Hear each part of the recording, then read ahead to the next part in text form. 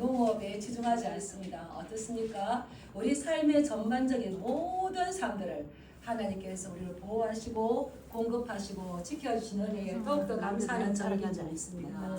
예, 그래서 오늘 이 시편에 우리가 읽었던 그 위에 이렇게 제목이 있어요.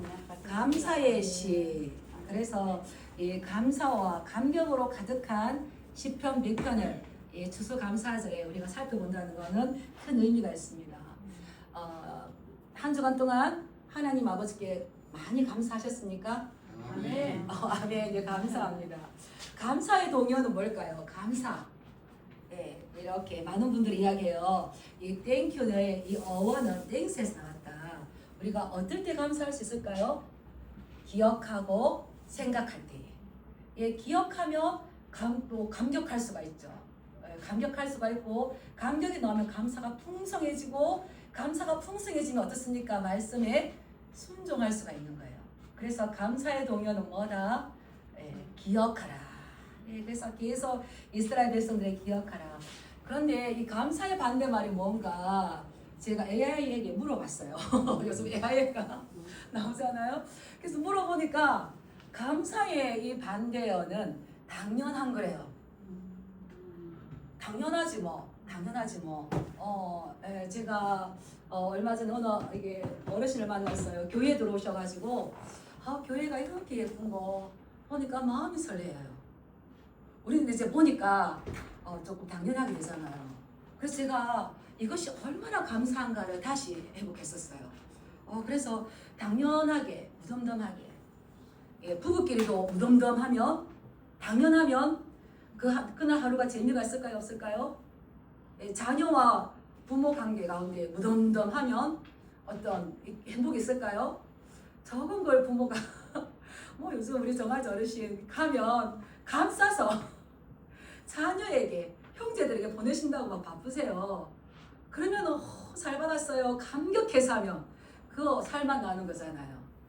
감격하시기 바랍니다. 아멘. 감사하시기 바랍니다. 아멘. 그런데 그러하지 않고 당연한 거 이거는 감사의 이렇게 반대가 되는 거예요. 그래서 우리가 내가 복음을 전할 수 있는 것 당연한 게 아니라 이거 은혜라는 거죠. 우리는 모든 것들에 감사하면서 당연한 것이 아니라 하나님께서 나를 사용하시고 하나님께서 나를 불러주시고 하나님께서 나를 사용하여 주시는구나. 항상 감사하시기 축복합니다. 예, 그래서 오늘 이 시편 100편은 왜 하나님을 찬양해야 되는가? 그 하나님 우리를 위해서 어떤 일을 베풀어 주셨고 우리는 그분 앞에서 어떤 자인가? 그렇기 때문에 우리는 왜 하나님을 찬양해야 되는가? 이거를 너무나 잘 가르쳐 줬어요. 그래서 우리가 이 하나님이 어떤 분이신가를 안다면 찬양하지 않을 수가 없는 거죠. 우리 3절 말씀을 먼저 알아볼까요? 3절 말씀 시작.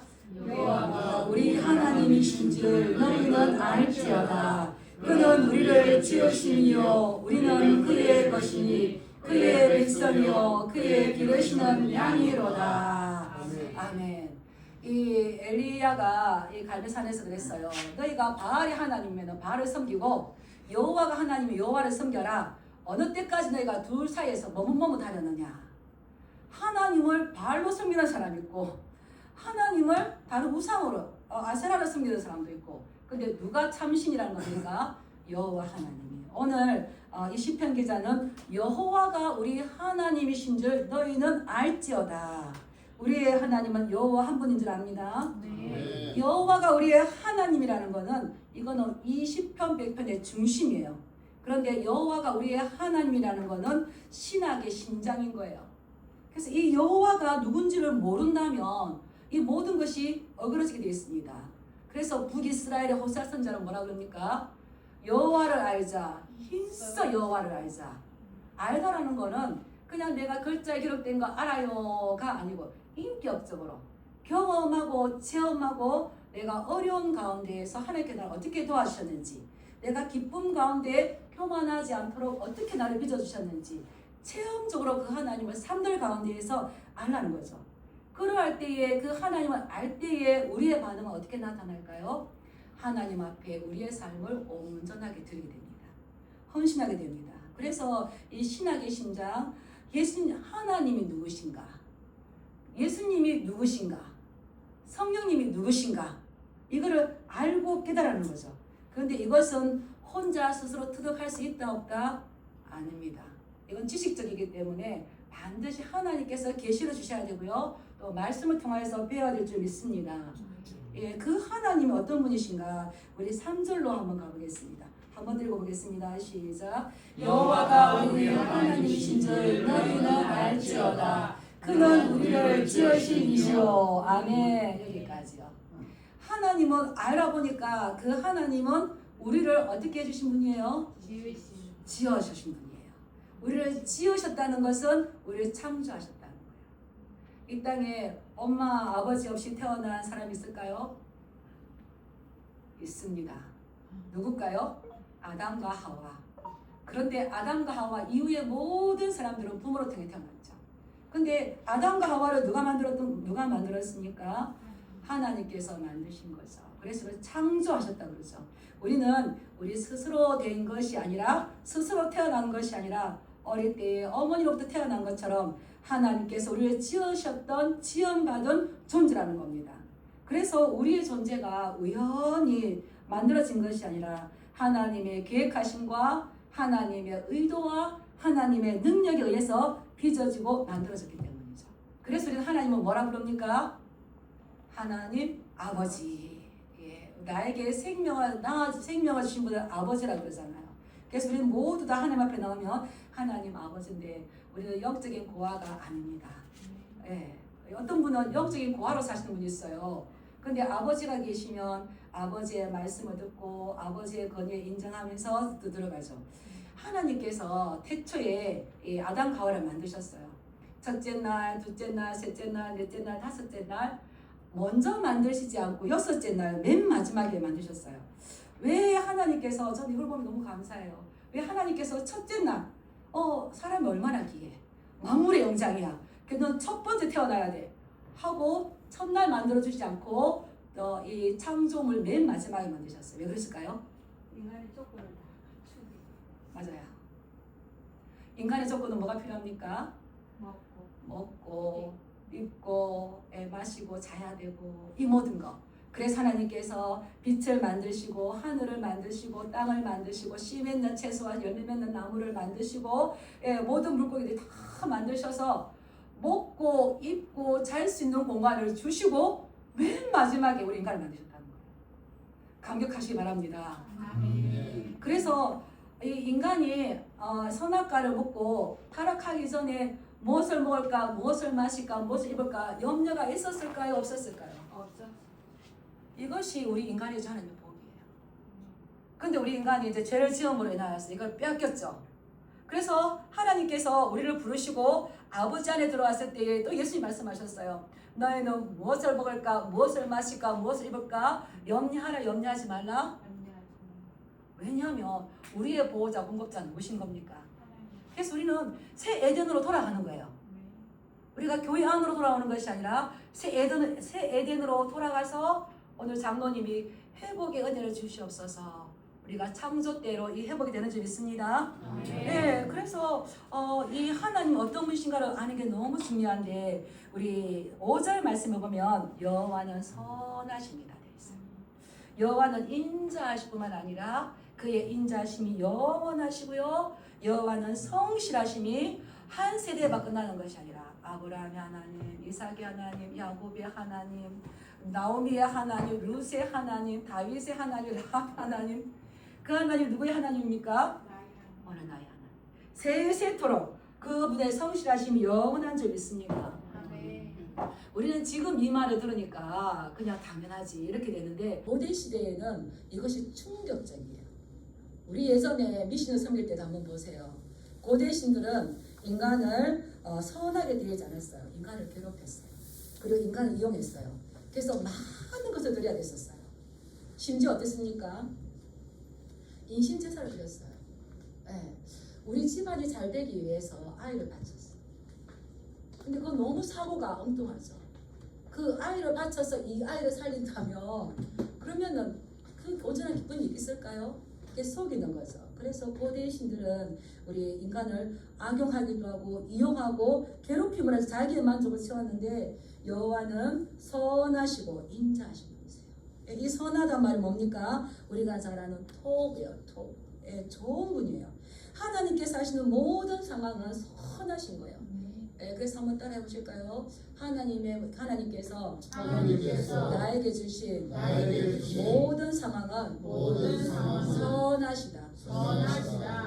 이거를 믿어야 돼요. 그게 선하십니다. 그래서 우리 좋으신 하나님, 좋으신 하나님. 하나님은 악이 전혀 없으시기 때문에 우리가 안 되는 것 같아도 결국 좋게 변화시켜 주시는 줄 믿습니다. 그분을 인정하세요.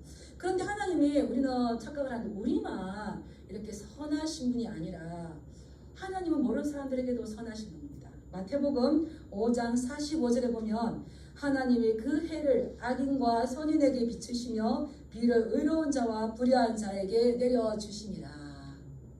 하나님께서 너 예수 안 믿지? 너 햇빛 쐬지 마. 너 예수 안 믿잖아. 비 안 줘. 이렇게 합니까? 믿는 자든 믿지 않는 자든 악인이든 선인이든 모든 자에게 그가 살 수 있도록 해와 비를 주십니까? 그래서 우리 동네 할머니들 예수님 안 믿어도 아시잖아요. 그래서 아이고 목사님 비 좀 오도록 기도 좀 해주이소. 그래서 제가 약간 우스개로 아니 절에 가시면 부처님 보고 비를 달라고 기도하시죠. 이러니까 그분들이 아이고 목사님 무슨 말씀합니까? 비는 하나님이 주시죠. 하나님. 정하자 어르신 맞습니까? 이거는 하나님이 그들 마음에 정결심을 주어서 알게 한다는 거예요. 그래서 제가 그분들에게 은혜를 받았어요.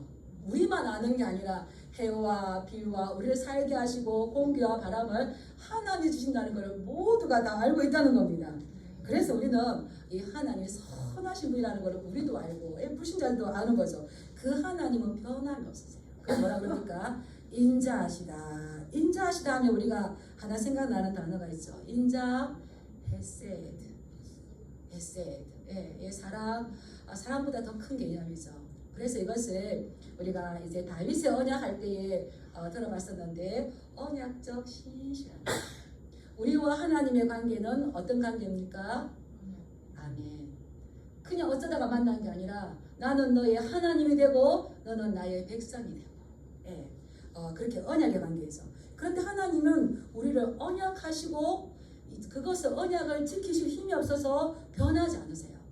신실하셔서 변치 않는 사랑으로 조건 없는 사랑으로 부모가 자식을 조건 없이 사랑하는 것처럼 그보다 더 큰 사랑으로 우리를 사랑해 주시는 거죠. 헤세드가 언약적인 신실함. 그래서 하나님께서는 우리에게 선하고 좋은 것 주실 뿐만 아니라 끝까지 만약에 내가 변한다 하더라도 하나님은 변할까요? 변하지 않으실까요? 변하지 않으세요. 그래서 이스라엘의 그 역사를 보면 하나님 변하시지 않기 때문에 어떻게 합니까? 책망을 하고 포로로 끌려가게 하죠. 근데 그게 끝입니까? 그 포로로 끌려간 그곳에 하나님의 영이 이동하세요. 에스겔이 만나잖아요. 그래서 네가 하나님과 관계 가운데 잘못된 거 올바르게 하고 다시 나와 만나자. 그래서 이 책망이 없으면 사생하라 그랬잖아요. 이 책망하는 모든 것들은 빛으로 드러난다. 지난번에 우리도 이 영상을 통해서 들었었는데 이 변함없이 비록 책망하고 꾸짖고 우리를 올바른 길로 돌아오게 할지언정 하나님의 사랑은 변한다 변하지 않는다. 우리가 그래서 그분 앞에 나갈 수 있는 거죠. 그래서 그분의 이 사랑은 세상 끝날까지 우리를 약속합니다. 그래서 이 다윗이 시편 23편에 이렇게 이야기했잖아요. 내 평생의 선하심과 인자하심이 정녕 반드시 결코 변하지 않고 누구를 따르리니? 나를 따르리니. 저도 어려움이 많았어요. 근데 이 말씀이 너무너무 좋았어요. 하나님은 선하신 분이고 모든 상황 가운데 가장 좋은 것을 주시고 그리고 인자하신 분이셔서 헤세드의 사랑이 있어서 내가 어떻게 땡깡을 부리든 어떻게 좀 잘못된 길로 가든 신실하신 그분은 변함이 없으셔요. 그래서 깨닫게 하시는 거죠. 얘야 그렇게 가는 거 아니야. 그것도 회개하고 이렇게 하면 반드시 나를 보호해 준대요. 내가 할 건 뭡니까? 여호와의 집에 영원히 다시 하나님의 집에 가고 다시 하나님의 집에 가고 그러다가 어디까지 갑니까? 하늘 성전까지 여호와의 전에 영원히 머무는 거죠. 그래서 우리는 이것이 이 광야 같은 힘든 삶을 살 때에 우리가 의지할 수 있는 하나님의 신실하신 거죠. 요즘 다니엘 기도회를 통해서 많은 은혜를 받지 않습니까? 저는 킹 오브 킹스의 왕 중의 왕을 그 영화를 제작했던 장성호 감독의 그 이제 간증을 들으면서 참 도전을 받고 은혜를 받고 힘을 얻었어요. 그분이 뭐라고 했냐면 이 10년 동안 이 영화 제작을 위해서 하는데 뭐 혼자서 이것저것 감당하려니까 많은 어려움이었죠. 그분은 뭐라고 했냐면 코로나 팬데믹 때 굉장히 큰 좌절을 맛보았다. 그냥 저는 그게 딱 왔었어요. 굉장히 큰 좌절을 맛보았다. 그러면서 저분이 이렇게 일어날 수 있는 것이 그 기반은 무엇이었는가 이렇게 들어보니까 그분에게 여러 가지 이러한 큰 좌절을 이길 수 있는 큰 좌절을 겪지 않아도 되는 기회가 왔었어요. 그 회사에서 너가 저 노후 책임을 질 정도로 평생 먹을 수 있는 재정 책임을 줄 거니까 우리 회사에서 나가라 이렇게 했대요. 근데 회사에서 나오면 이 예수님의 복음에 관한 이야기를 만들 수가 없는 거예요. 그러는데 이분이 그렇게 평생을 잘 먹고 잘 살 수 있는 것을 버리고 이 나에게 이 킹 오브 킹스 영화를 만들 수 있는 모든 것들을 나에게 달라. 그리고 이분이 그러시는 거예요. 내가 나중에 예수님 앞에 설 건데 예수님 앞에 섰을 때 예수님께서 주신 은혜로 저는 평생 잘 먹고 잘 살았습니다. 이렇게는 말하고 싶지 않다는 거예요. 뭔가 예수님 앞에 할 말이 있었다는 거죠. 예, 지난주에 그 목사님이 이제 내가 하나님 만나는구나 그 응급실에서 그랬을 때에 만날 건데 하나님 나에게 뭐라고 말씀하시? 내가 하나님 앞에 뭐라고 하지? 그리고 또 바울이 우리가 그리스도의 심판대 앞에 다 설 거다. 이분도 그러는 거예요. 그래서 제가 귀가 솔깃했어요. 내가 마지막에 하나님 앞에 섰을 때 할 말을 이렇게 해야지. 그러면서 이 영화를 위해서 열심히 했는데 지나고 보니까 놀라운 건 자신이 영화를 만드는 중에 어려운 가운데 고난 가운데서 포기하지 않고 영화를 만드는 중에 하나님은 자기 자신을 빚어가고 있다 했었다는 거예요. 이해가 가십니까? 어려운 현실과 잘 맞닥뜨리시기 바랍니다. 피하지 마시기 바랍니다. 그럴 때 하나님 우리를 하나님의 작품으로 만들어 가세요. 내가 발견한 건 놀라운 건 내가 영화를 계속 만든다고 생각했는데 내가 영화를 만드는 가운데 하나님께서 나를 하는 데까지 해보고 기도하자가 아니라 기도 먼저 하고 해야 되겠구나. 내가 할 수 있는 것이 아니라 하나님께서 해주셔야만 가능하구나. 이렇게 겸손하게 빚어졌다는 거예요. 그래서 나의 태도와 나의 관점이 변화된 것이 너무나 감사합니다. 이것이 고난이 주는 유익이죠. 고난을 겪었는데 낭비하면 고난을 당했는데도 이 태도와 관점이 바뀌지 않아요. 근데 이분은 그래서 감사하다는 거예요. 그래서 제가 들으면서 귀가 번쩍번쩍 열렸어요. 그래서 그분이 뭐라고 했냐면 그렇기 때문에 난 지금 어려운 상황이 와도 주님이 이 상황을 다 주도하고 계신다. 우리가 좋을 때만 주님이 함께 하시고 어려울 때는 멀찍이 가 계시는 분이 아니십니다. 내가 고난의 그 현실에 직시해질 때에 하나님께서는 나의 태도와 나의 관점을 변화시키시고 겸손한 자로 세우신 줄 믿습니다. 한번 따라해 보실까요? 주님이 이 어려운 상황을 다 주도하고 계시고 내 삶 속에 필요하니 허락한 시간이다. 저는 이걸 아는데 말로 만들어내지 못했던 걸 이분은 하시는 거예요. 우리가 지금 이 어려운 시간들이 있지만 그 전능하신 하나님께서 나를 너무나 사랑하신 하나님께서 영원까지 보시는 그 하나님께서 지금 이 시간에 내 삶 속에 필요하니 허락했기 때문에 지금 이 어려움을 당한다는 거예요. 그래서 이분이 뭐라냐면 아닌 것 같은 상황에서 그 상황을 풀어낼 수 있는 지혜를 주셨다는 거예요. 지혜는 누가 주는 겁니까? 하나님을 경외하는 것이 지식의 근본이요 지혜의 근본인 거죠. 지혜로 충만하시 축복합니다. 그래서 너무나 큰 좌절을 맛보았는데 그 어려운 가운데서도 이 어려운 상황을 풀어낼 수 있는 지혜를 주셨고 당연히 망하는 순간 같은데 방법을 주셨다는 거예요. 지혜를 주시고 당연히 사람의 눈으로 보면 망할 수밖에 없는 것 같은데 하나님께서 방법을 주시는 은혜가 있게 축복합니다. 예, 그래서 많이 노력한다고 되는 것이 아니라 뭘 주셔야 되는 겁니까? 지혜를 주는 거죠. 그래서 내가 중심을 잡고 하나님을 바라볼 수 있으면 이게 너무나 크다. 그래서 여러분 세상 관점에서 고난과 어려움에 너무 크게 의미를 두지 않았으면 좋겠습니다. 이 또한 하나님께서 주도하고 계시기 때문에 하나님은 선하고 인자하신 분이시기 때문에 결국은 우리에게 좋은 것을 주신다는 것을 저는 깨달았습니다. 그래서 God is good all the time. 하나님은 모든 상황 가운데 선하신 분이십니다. All the time God is good.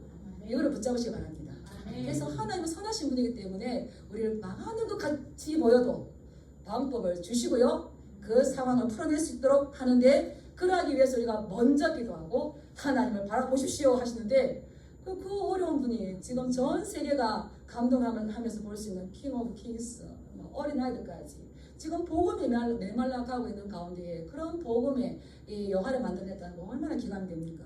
너무너무 감사했었어요. 그분이 우리 하나님 아버지 믿습니다. 예. 그런데 그런 하나님 앞에서 우리는 어떤 사람이냐? 우리 3절 제가 한번 읽겠습니다. 여호와가 우리 하나님이신 줄 너희는 알지어다. 그는 우리를 지으시니요 우리는 그의 것이니. 우리는 누구의 것입니까? 하나님이고 그의 백성이요 그의 기르시는 양이로다. 예. 그래서 우리는 그의 것이라는 거예요. 그의 것이. 하나님께서 우리를 지으셨기 때문이죠. 그의 것이다. 이 말은 하나님께서 나를 지으셨기 때문에 나는 하나님의 소유라는 겁니다. 우리는 주인이 있습니다.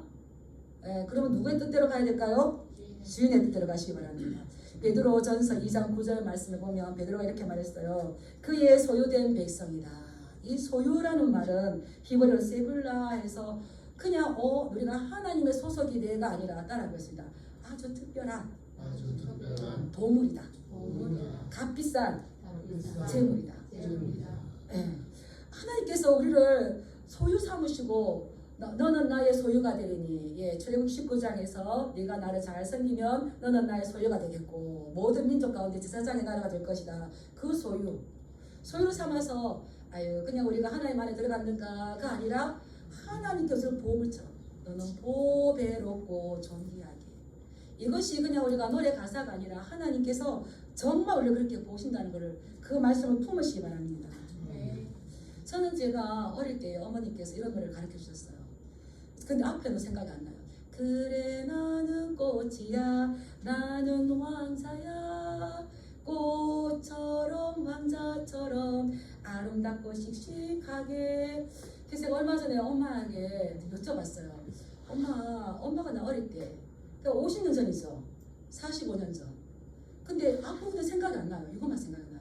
저를 밭에 일하러 가시면서 따라갔을 때 한번 가르쳐 주셨어요.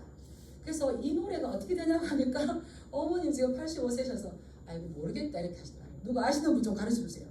근데 제가 이렇게 놀라는 게 뭐냐면 적어도 50년 제가 45년 전 50년 전에 이 노래를 배웠다는 거 어머니께서 아신다는 거죠. 50년 전에 우리 어린 아이들을 귀하게 여겼습니까? 애들은가 애를 너무 무시하기 때문에 방정환 선생님이 어린아이를 만들었잖아요. 그때의 부모들은 자녀를 꽃처럼 왕자처럼 공주처럼 그래서 아름답고 씩씩하게 자라가길 원했다는 거예요. 그게 교과서에는 안 나오지만 가르쳐 주셨어요. 하나님은 우리를 보배롭고 존귀하게 그의 소유로 삼으셨어요. 특별한 아주 값비싼 보물로 삼으셨어요. 그래서 우리는 누구의 것이 되는 겁니까? 그런데 그것을 박차고 나왔죠. 그래서 세상의 죄로 더럽혀져서 아버지 집을 떠난 사람들이었어요. 근데 충격적인 뭡니까? 우리를 소유 삼으시고 값지기 때문에 값비싼 재물이기 때문에 보물이기 때문에 부모가 자녀를 포기하지 않는 것처럼 오히려 그 아들 독생자 예수 그리스도를 우리에게 내어주시고 우리를 사셔서 그의 보혈로 깨끗하게 씻어주셔서 우리를 또한 하나님의 소유로 다시 삼아주셨다는 겁니다. 그래서 영접하는 자, 곧 그 이름을 믿는 자들에게는 하나님의 자녀가 되는 놀라운 것을 주셨습니다.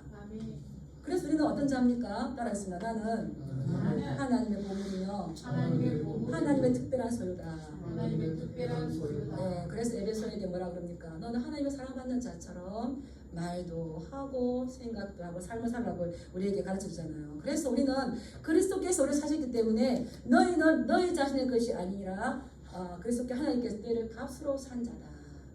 그래서 우리는 이제 우리의 삶이 아니라 예수 그리스도의 피의 값으로 지불되어서 주님의 자녀된 삶을 살아야 될 줄 믿습니다. 예, 그분 우리를 길러주시는 거예요. 그래서 여호와는 나의 목자시니 내게 부족함이 없으리로다. 이 창세기 48장 15절에 보면 바로 앞에서 야곱이 내 나이가 130세인데 험악한 세월을 살았습니다. 이렇게 고백하잖아요. 근데 자기 자녀들을 축복할 때 뭐라 그럽니까? 야곱, 나의 출생부터 지금까지 나를 기르신 하나님. 다 길러졌습니까? 지금도 기르심을 받고 있습니까? 다 빚어졌습니까? 지금도 빚어가고 계십니까? 아멘.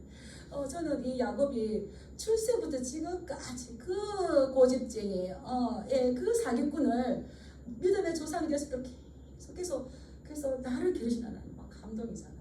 그래서 하나님, 그 하나님께서 지금 우리도 길러주시고 푸른 토장 맑은 물가로 부드럽게 온유하게 인도해 주시고 지금도 여전히 우리를 빚어가시는 줄 믿습니다. 잘 빚어가시기 바랍니다. 그 하나님께서 우리를 쉴만한 물가로 인도하시죠. 그 하나님이 우리의 목자가 된다는 거예요.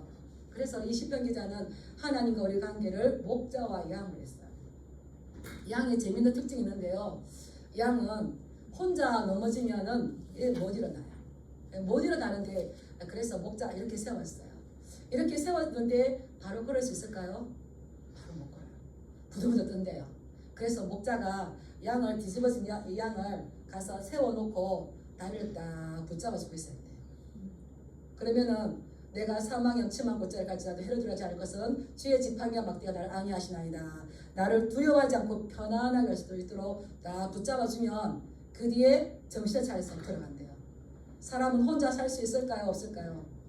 하나님 없이 살 수 있을까요? 없을까요? 예, 그래서 우리 인간하고 사람하고 양은 너무 닮았어요. 서로 넘어지고 힘들 때에 붙잡아 주시기 축복합니다. 서로 안위해 주시기 바랍니다. 이 양이 얼마나 재밌어요. 그래서 이제 딱 붙잡아 주면 정신을 차리고 흔들고 이제 간다는 거예요. 우리 예수님은 이 목자시죠. 나는 선한 목자라. 선한 목자는 양을 위해서 목숨을 버린다는 거죠. 예, 누가복음 15장에 보면 예수님께서 이 양의 비유를 말씀하셨어요. 어느 사람에게 양 100마리가 있습니다. 그런데 한 마리가 집을 떠나서 없어요. 그러면 선한 목자이신 예수님께서는 우리 하나님께서는 그를 찾아가죠. 예, 찾기까지. 언제까지 찾으십니까? 찾다가 없어 돌아오는 게 아니라 석분 목자가 아니라 찾기까지 찾아야 되지 않겠느냐. 예, 그리고 찾으면 즐거이 어깨에 메고 와서 이웃을 불러서 잔치한다는 거예요. 전혀 생산성이 없습니다. 99마리 들에 두고 한 마리 찾아 나갑니다. 근데 뒤에 쭉 이야기가 들어오면 그 한 마리가 누굽니까? 잃어버린 내 아들이라는 거예요. 그래서 죄인 한 사람이 회개하면 하늘에서는 회개할 것 없는 의인 99으로 말미암아 기뻐하는 것보다 더하리다. 예, 이제 그 목자의 그러한 사역과 그 감당을 누구에게 주셨을까요? 저와 여러분들에게 준 줄 믿습니다. 제가 부여자를 했을 때에 그때 금요일마다 전도하러 나갔어요. 그 광장에 신안동에. 그런데 이제 전도하지 않은 분인데 교회를 왔어요. 주일날 오후에 다 예배 마치고 이제 혼자 있는데 이렇게 왔어요. 오성찬, 참 신기하죠. 이름도 성찬이에요. 근데 이분이 돈이 많을 때 이제 도박도 하고 이제 허랑방탕하게 살았어요. 그래서 지금 알코올 중독자가 되었어요.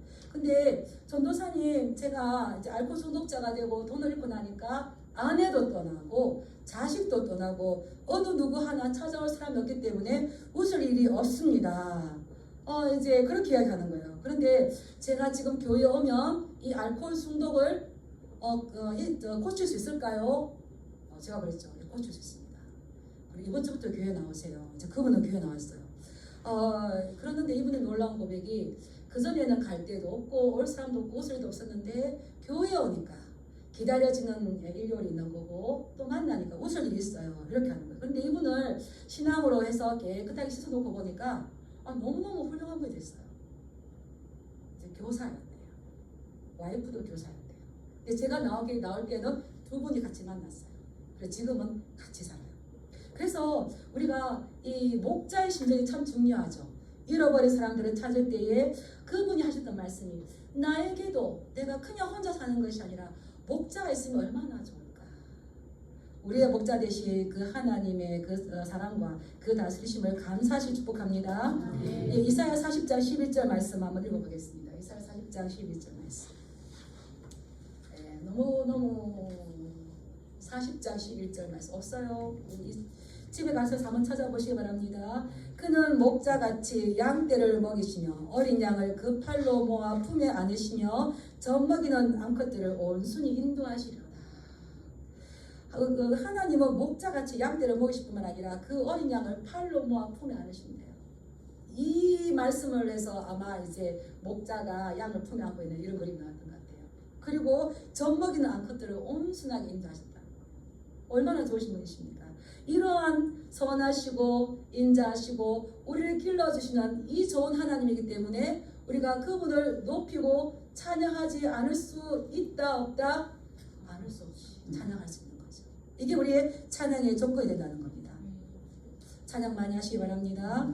예, 그렇다면 우리가 이 하나님 앞에 어떻게 예배자로 어떻게 경배하며 나아가야 되는가? 우리 1절 말씀 한번 읽어볼까요? 시작. 온 땅이여 여호와께 즐거운 찬송을 부를지어다. 예, 당연하게 무덤덤하게 나오지 마시기 바랍니다.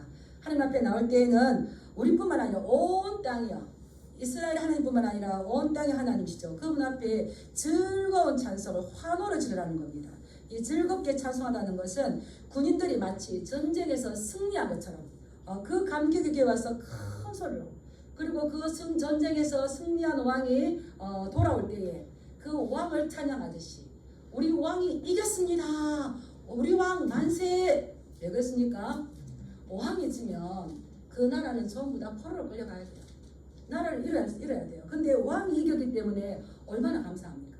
그래서 즐거이 여호와께 즐거운 찬양을 부를지어다. 찬양을 부르면서 감격하면서 여호와가 우리 하나님이십니다. 하나님은 우리의 왕이십니다. 한번 따라해볼까요? 하나님은 우리의 왕이십니다.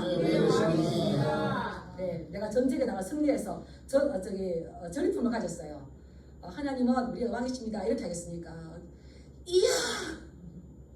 막 이걸 만지면서 감격하지 않겠습니까? 그래서 온 땅이여 여호와께 즐거이 외칠지어다. 소리내어 즐겁게 노래하며 찬송할지어다. 그리고 두 번째는 뭡니까? 우리 2절 말씀 한번 읽어볼까요? 하나님 앞에 나올 때 우리의 자세 시작. 기쁨으로 여호와를 섬기며 노래하면서 그 앞에 나아갈지어다. 예, 제가 가끔 찬양하시기 바랍니다 할 때가 있어요. 내가 하라기 때문에 하는 것이 아니라 이것은 자발적으로 기쁨을 가지고 이 섬기다는 예배하는 예배에 나올 때 기쁨으로 나오시기 바랍니다. 아멘. 찬양하면서 나오시기 축복합니다. 아멘. 예, 이 노래가 세상 사람들은 노래를 많이 불러요. 이 노래의 효력을 제가 한번 찾아봤어요. 그러니까 노래를 부르면 엔돌핀이 돌고 행복 호르몬을 분비한대요. 세상의 노래도. 그래서 개인의 행복감을 막 증진시켜준대요. 그런데 찬양의 효력은 어떠냐? 찬양의 효력은 찬양을 부를수록 하나님의 임재를 느끼고요, 그분 안에 들어감을 느끼기 때문에 마음의 상처와 근심이 치유됩니다. 불평과 부정적인 이런 감정들이 감사의 마음으로 변화시켜 주십니다. 그리고 심리적인 안정을 줍니다. 심리적인 안정은 육신의 건강을 주는데요, 영혼의 치유가 어디로 이어지는 겁니까? 육신의 치유. 그래서 영과 혼과 육은 이렇게 연결되어 있잖아요. 예, 우리 영의 찬양을 많이 부르시기 바랍니다. 악한 영은 떠나가고 하나님의 영이 임재하기 때문에 묶인 것이 풀어집니다. 믿으십니까?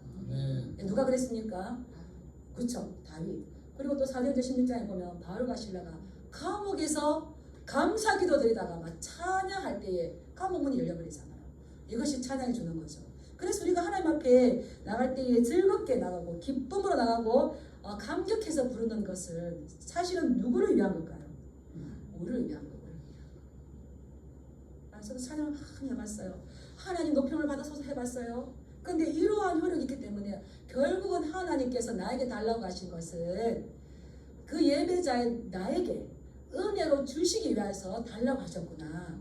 빼앗아가는 악한 신이 아니라 우리 하나님은 선하신 분이셔서 우리에게 가장 좋은 삶이 무엇인지 알기 때문에 하라 명령을 주셨는데 우리는 그것을 감사하지 않죠.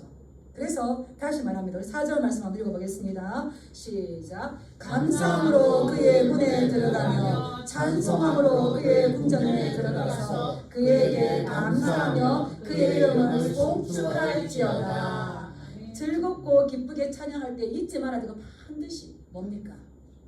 감사다. 이 세대는 감사를 잃어버렸어요.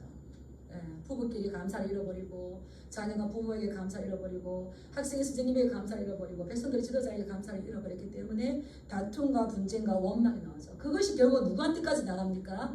하나님 아버지께까지 감사가. 우리가 이렇게 나와서 예배할 수 있는 건 당연한 게 아니라 은혜라는 거. 얼마나 감사합니까? 그래서 이 모든 것들을 아버지께서 허락하셨기 때문에 우리가 올 수 있습니다. 그래서 바울은 감옥에서 뭐라 그럽니까? 범사에 감사. 항상 기뻐하라. 사실은 그것은 누구를 위한 걸까요? 따라서 나를 위한 것이다. 예, 우리가 하나님 앞에 그 문에 들어갈 때에, 그의 궁정에 들어갈 때에, 다 예배자로 나아갈 때죠. 우리의 가장 중요한 태도 뭡니까? 감사를 잃어버리지 마시기 바랍니다. 예, 여호와를 잊어버리지 마시기 바랍니다. 예, 우리가 이렇게 마음을 다해서 즐거움으로 기쁨으로 하나님을 찬양할 때에 우리의 삶이 행복하여지고 우리를 더욱더 가치 있는 사람으로 만들어진다는 겁니다. 예, 우리가 한 달에 한 번씩 서로 나와서 찬양을 하기도 하고 또 암송하는 말씀으로 찬양을 드리고 그럴 때 어떻습니까? 지금의 우리 성도들 모습이에요. 점점점 행복해지고 점점점 가치 있는 분으로 내 자신을 또 매무새롭게 만들고 또 서로 섬기고 서로 사랑하고 하나님께 찬양하며 그분에게 감사할 때에 우리가 행복할 수가 있고 우리 존재 가치가 더 올라간다는 겁니다. 하나님은 우리를 어디까지 올리기를 원하실까요? 따라하겠습니다. 우리를 하나님의 가치까지 올리기를 원하십니다. 그렇기 때문에 예수님이 우리를 위해 낮게 내려오셔서 낮은 우리와 같이 있는 것이 아니라 우리를 하나님의 품격까지, 그래서 하나님의 성품을 우리에게 주잖아요. 이 선하심과 인자심을 배울 수 있도록 하잖아요. 그래서 우리의 삶이 추수감사절 한 해 동안 뒤돌아봤을 때에 우리를 이렇게 인도하신 것이 맞게 우리가 찬양하고 감사함을 다해서 우리가 행복하기를 원할 뿐만 아니라 그럴 때에 자녀가 행복할 때에 그것만큼 부모에게 기쁜 일 없죠. 우리를 더 가치 있는 존재를 만들어주는데 우리는 이러한 그 하나님께 감사를 범사에 감사함으로 입술에 열매 감사를 또 항상 고백하시고 축복합니다. 그리고 또 기쁨으로 주님 앞에 나간다는 거. 우리가 받은 은혜를 우리끼리만 입었으면 안 돼요. 지체들과 이웃들과 나누는 그러한 추수감사절이 되시길 주님으로 축복합니다. 네. 우리 같이 더 기도하겠습니다.